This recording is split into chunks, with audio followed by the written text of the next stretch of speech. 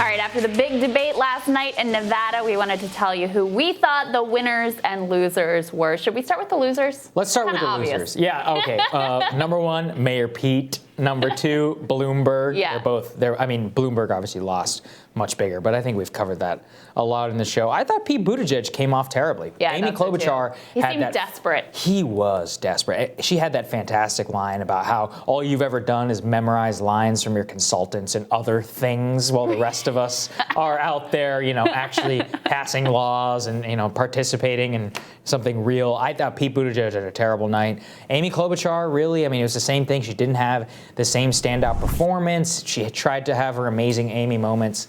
Didn't really work out so well. So overall, Elizabeth Warren obviously did very, very, very well. Bernie, just by nature of being the front runner, he wasn't just he didn't just survive. He did quite well. Yeah. Had a few zingers. And then Biden, I guess, is just irrelevant. I think he's a loser as a result, not necessarily of his performance, but just it's over for him. I think you have one big loser in Bloomberg, and then you have a number of sub-losers in Pete, Amy, and Biden, who, look, anyone who needed to make something happen last night and failed to is a loser, because everybody on that stage needed to change the dynamics except for Bernie Sanders. Bloomberg just torpedoed his campaign. I think he's going to sustain real damage. Although with that much money, do not write him off too soon. Nope. He probably is still the most dangerous and still the top rival to Bernie Sanders.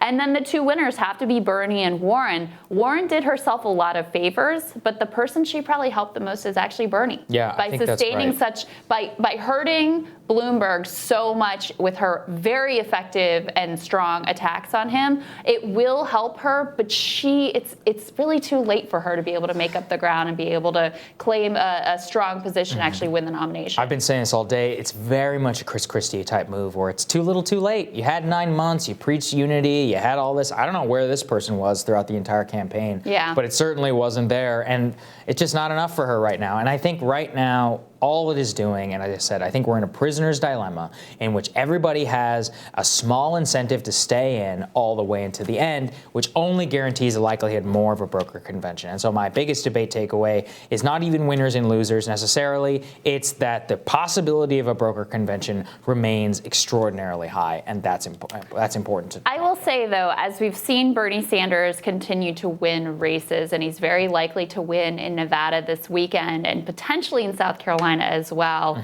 people are going to continue to jump on the bandwagon. They are. His lead is going to continue to grow. He's going to solidify his position. He's the only one of these candidates outside of the billionaires who actually has the money and the infrastructure and sort of the long-range thinking to be ready to go on Super Tuesday. We saw these massive rallies he's having all over the country, really setting him up for success there. So I think you're going to see that lead continue to grow. And look, if it comes down to he has 47% plurality. Right. The closer you get to 50%, the much harder it will be for them to make the case to steal it from him at the convention. That's right. Well, we're going to track it extremely closely here. This is going to be one of the most exciting stories, I think, in American politics. Really interesting. And by the way, a lot of these trends were foretold in our book, The Populist Guide to 2020. New right and new left are rising. Thanks so much to those of you who purchased the book. We love seeing the photos on social media. Please keep sharing those. We are working very hard on the thank you videos. Yes. We are making progress, I will have you know. So